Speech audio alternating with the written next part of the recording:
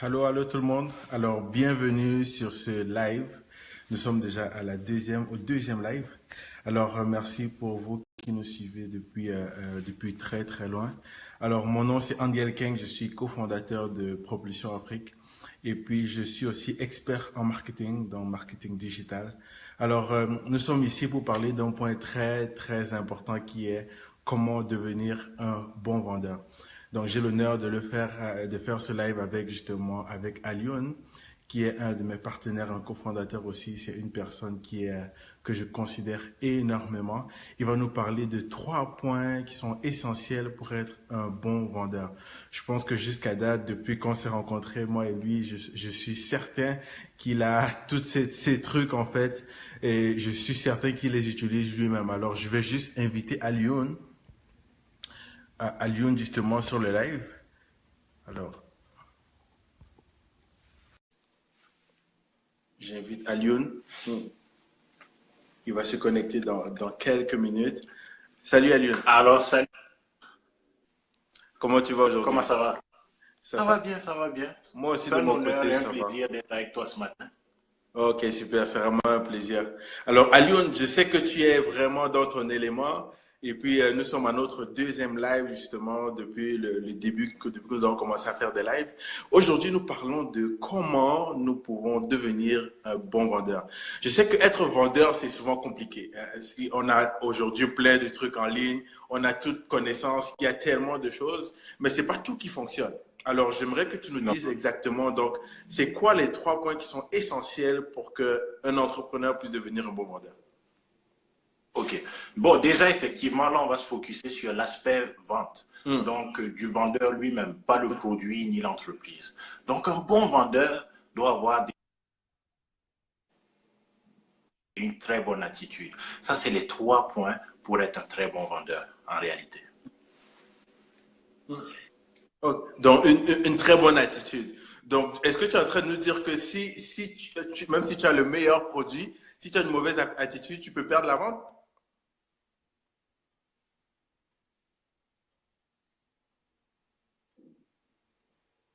Je pense que la connexion est un petit peu mauvaise. Alors, Alioune, est-ce que tu es là?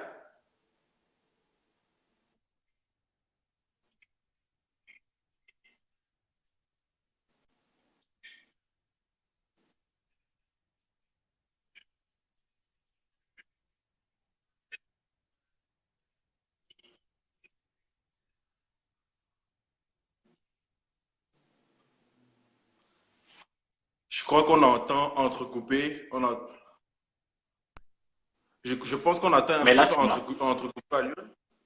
Est-ce que tu es là? Tu es toujours là?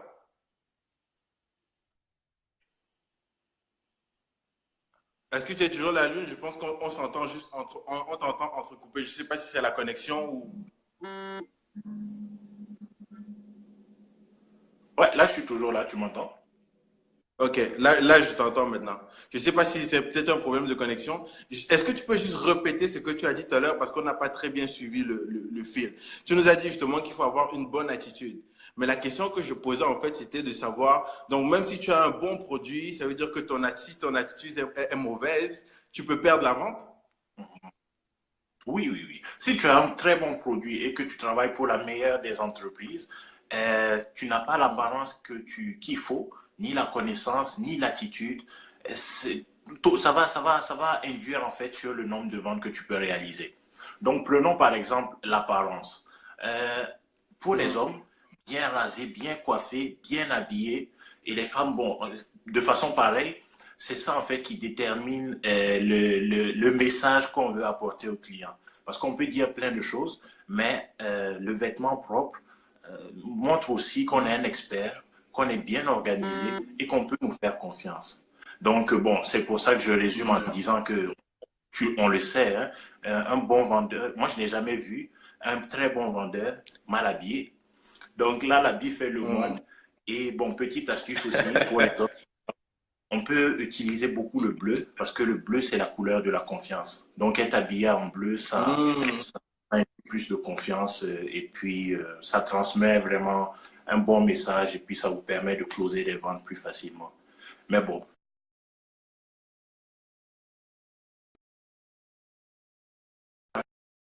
Oui, tu es vraiment... donc c'est Hmm. ça. Mais là, tu vas un peu plus loin. Tu nous amènes même dans les couleurs. Donc, c'est quand Oui. même assez poussé. Là, tu nous dis que le bleu donc, inspire la confiance. Donc, si un vendeur voudrait inspirer la confiance en donnant son produit, il faut qu'il mette du bleu. Pas obligé, mais ça aide, ça peut aider, ça peut transmettre un message.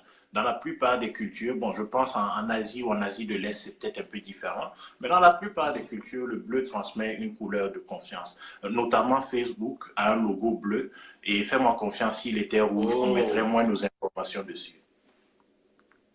ok. Non, je comprends très bien. Et ça tombe bien que nous sommes en bleu aujourd'hui. On inspire confiance alors. Voilà, exactement. Alors, ce qui nous amène à notre deuxième point. On a parlé, oui, justement, avoir la bonne attitude pour un vendeur.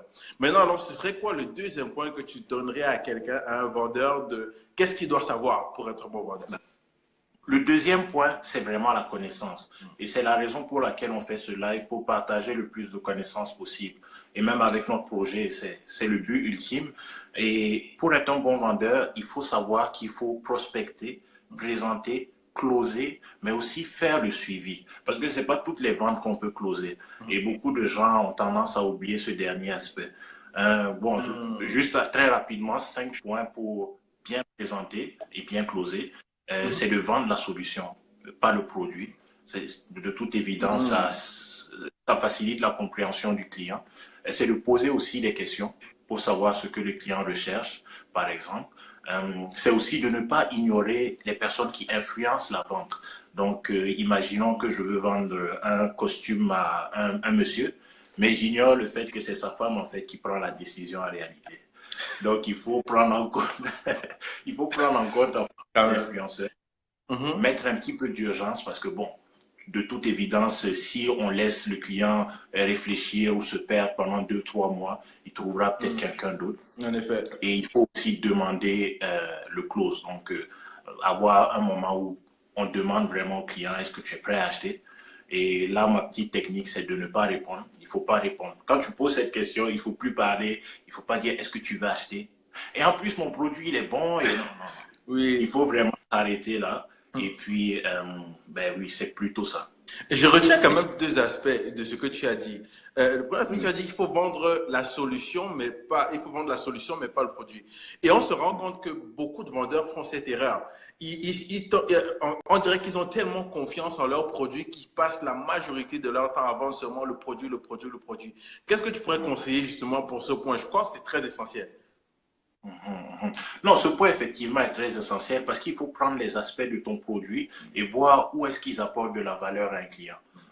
Par exemple, vendre une Mercedes, ça attire le luxe et ça attire les regards, mais le client, il s'en fout un peu des capacités du moteur ou de Hmm. freinage. Donc, il faut pas se là-dessus. Il faut se focuser sur la valeur que ça va procurer. Justement, il faut vendre la solution et pas le produit. Hmm. Je trouve ça très intéressant. Je pense que les personnes qui vont regarder justement ce live ensuite, je crois ils vont tirer quelque chose de très important parce que c'est une erreur fatale. Et je pense on peut perdre une vente juste. Donc, certains vendeurs passent 30 minutes à parler que du produit et finalement, bah, la vente est passée. Le deuxième point que tu as dit, c'était justement le silence après avoir, quand tu poses la question, est-ce que finalement vous voulez acheter? Certaines Oui. personnes aussi, on dirait ils bug un peu. C'est-à-dire qu'ils vont commencer à parler juste pour briser le silence. Mais est-ce que tu crois que c'est essentiel ce silence pour la clause? C'est vraiment essentiel, mais de mon expérience, c'est la chose la plus difficile. Parce Hmm. qu'il y a des clients aussi qui se taisent aussi, ils ne parlent pas. Donc vous êtes dans un silence un petit peu qui ne fait pas de sens. Et c'est là peut-être que souvent tu dois t'occuper à quelque chose. Mais il faut Mhm. vraiment que si ça prend 30 secondes ou 5 minutes de silence, ça doit être ce moment de silence. Et très certainement, le dernier qui doit céder, c'est le client qui va sûrement donner une objection ou finalement dire oui. Donc, ça se peut qu'ils disent oui, mais je ne suis pas prêt pour le moment. Et là, il y a des façons aussi de travailler sur les objections. On aura la chance d'aller en détail Hmm. par rapport à cela. Et aussi, petit tip, c'est que lorsque vous maintenez ce silence, Mhm. si vous pensez vraiment être arrivé à un niveau où vous pouvez réellement closer, c'est tout simplement de tendre la main. Donc, vous Hmm. tendez la main et le réflexe automatique, c'est de répondre en saluant. Personne ne veut laisser la main de quelqu'un qui En t'aide. effet, en effet. C'est ça. En Bon, effet. ça, c'est un peu osé, mais ça peut toujours servir. Et donc, dès que la main est serrée, bon, on vient de rentrer dans une entente qu'on ne peut plus refuser. Donc, c'est à la limite, le contrat a été signé comme ça. En tout cas, je trouve ça très, très intéressant parce que je pense que tout vendeur ou tout entrepreneur devrait connaître ces petites astuces juste pour closer, faire un peu plus de ventes. Ce qui nous amène à notre troisième truc justement pour être un bon vendeur. Selon toi, c'est quoi le troisième truc que tout vendeur ou tout entrepreneur devrait savoir? Oui, le dernier point qu'on va aborder aujourd'hui, c'est l'attitude. Donc, comment se tenir en fait en tant que vendeur. Euh, bon, il y a des petites astuces également, hein, comme ce que je viens de te dire tout à l'heure, comme rester assis. En fait, on dit qu'on présente debout et on close assis, parce que ça permet aussi de ne pas mettre beaucoup de pression sur le client lorsqu'on est assis en position relax. Donc, rester assis.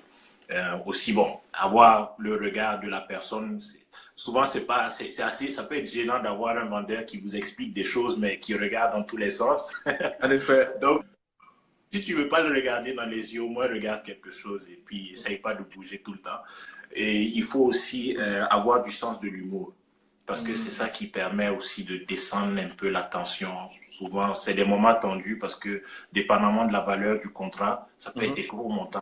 Et puis bon, ça peut amener aussi du stress parce qu'il y a un client qui s'apprête à débourser beaucoup et toi, tu t'apprêtes à recevoir beaucoup. Donc, il faut avoir un sens de l'humour, ce qui aussi induit qu'il faut avoir du sourire quasiment tout le temps, Ouais. sourire. Parce que, bon, ça permet de décontracter le tout et puis, bien sûr, traiter l'éventuel prospect comme s'il était déjà un client. Parce que j'ai déjà vu ça de mes yeux, certains vendeurs qui, parce qu'il n'a pas encore acheté, parce qu'il ne fait pas encore partie de nos clients, bon, on ne va pas tout lui dire ou Ok. on s'en fout un peu, mais Mhm. il faut en fait faire comme si il est déjà un client qui revient pour acheter et lui donner les mêmes services. Ok. Tu as dit quelque chose de très important tout à l'heure, qu'on présente debout mais on close assis. Est-ce que tu peux nous expliquer un peu c'est quoi exactement, pourquoi et ça? Parce que c'est très important. C'est quelque chose, par exemple, que oui, c'est vrai qu'être assis, être debout, on ne prend pas souvent en considération ça en fait. Est-ce que tu peux nous donner un peu quelques trucs encore pourquoi on le dit? Effectivement, tu as parfaitement raison. Comme je le disais, on présente debout et on close assis. C'est pour diminuer en fait la tension qui se trouve tout autour de la vente. Parce que c'est un processus assez complexe hein, où justement la plupart des vendeurs sont accueillis sur la défensive par le client. Parce qu'on le voit comme celui qui vient nous soutirer de l'argent, par exemple. Et donc, c'est important de ne pas faire pression sur le client ou avoir un style un peu trop arrogant, autoritaire et de rester assis. Encore une fois, c'est comme l'apparence, ça permet de transmettre un message. Non, mais en tout cas, c'est vraiment très intéressant. Je pense que nos trois points qu'on a vus aujourd'hui sont vraiment essentiels pour devenir un très bon vendeur. Alors, je connais justement à Lyon, quand tu fais des présentations, je peux garantir que tu as ces trois aspects parce que à la fin de tes conférences, tu closes, c'est certain. Alors, j'inviterai toutes les personnes qui ont regardé ce live à prendre ces trois conseils. Et si vous voulez plus, vous pouvez aller sur notre site internet propulsionafrique.com pour avoir le reste de l'article, pour pouvoir regarder exactement. C'est pas grave si vous avez perdu quelques mots. Dans cet article, vous allez trouver tout ce qu'il faut. N'oubliez pas aussi, vous pouvez vous inscrire à notre infolettre pour recevoir encore plus. C'est sûr que nous avons parlé de 3 points, mais nous avons tellement plus à donner. Il y a tellement plus d'astuces à donner encore. Je pense qu'à Lyon, il a encore beaucoup d'autres astuces qu'il peut vous Oui. transmettre. Et si vous voulez que je donne même plus d'astuces, je vous invite à partager ce live et, très important, à pratiquer tout ce qui a été dit. Parce que sans la pratique, on n'arrive à rien. Donc, partagez ce live et commencez à pratiquer dès maintenant. Super. Sans la pratique, on n'arrivera à rien. Si vous voulez être un bon vendeur, prenez ces 3 points et puis commencez à les pratiquer. Pas en 2018, maintenant. Pas en 2018, c'est maintenant que ça se passe. Alors, merci beaucoup de nous avoir écoutés. Je pense que ceux qui ont écouté ont beaucoup apprécié. Alors, merci beaucoup à Lyon d'être là. C'était vraiment très intéressant. Ok, merci. Au plaisir. Ok, on se voit dans un prochain live alors. Salut tout le monde. Parfait, à plus. Bye bye.